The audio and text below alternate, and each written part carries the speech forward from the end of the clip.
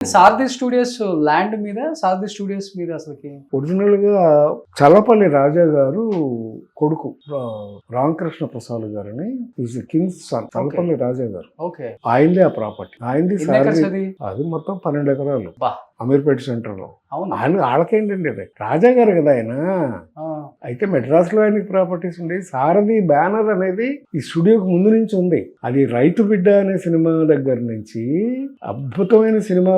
సారథి వారి సినిమా అంటేనే చాలా గ్రేట్. ఆ రోజుల్లో ఓకే. సైలెంట్ రోజుల నుంచి కూడా సినిమాలు తీశారు ఆయన. మ్మ్. రామకృష్ణ ప్రసాద్ గారు నాగేశ్వరరావు గారితో రోజులు మారాయి అనే సినిమా తీశాడు ఆయన. ఓకే, తీస్తే ఆ దాని మీద బోల్డ్ అని డబ్బులు వచ్చాయి. ఓకే. రోజులు మారాయి సూపర్ డూపర్ హిట్ ఆ రోజుల్లో. మ్మ్. ఆ వచ్చిన డబ్బులతో సారథి స్టూడియోస్ కొన్నారు. అప్పుడు ఇక్కడ సినిమాలు తీసేవారు. అది సారథి బ్యానర్. ఏంటంటే ఆయనకి ఇంట్రెస్ట్ తగ్గిపోయింది. రామకృష్ణ ప్రసాద్ గారికి ఆరోగ్యం బాగోక ఆ స్టూడియో మూసేద్దామని డిసైడ్ అయ్యారు. అదొకటే ఫస్ట్ స్టూడియో, సారథి స్టూడియో. ఆ డిసైడ్ అయిన తర్వాత నాగేశ్వరరావు గారు హైదరాబాద్ షిఫ్ట్ అయిపోయి నాకు స్టూడియో కావాలని చెప్పి మా నవయ్యగా వాళ్ళని ఆ స్టూడియో తీసుకోండి అని అడిగాడు ఆయన. మంచిదని చెప్పేసి మా నవయ్యగా వాళ్ళు వచ్చి ఈ స్టూడియో తీసుకున్నారు. తీసుకుని ఆయనకి రామకృష్ణ ప్రసాద్ గారికి 45%, 55% నవయ్యగా ఫిల్మ్స్. అంటే మీదే, మీ నాన్నగారు? మా నాన్నగారు కూడా ఒక పార్ట్నర్ అందులో. మా నాన్నగారు, మా పెద్దనాన్న అందరూ ఉంటారు. నవయ్యగా ఇది సంస్థ, ఓకే. Private limited company. తీసుకుని స్టూడియో చేశారు. అప్పుడు మా ఫాదర్ని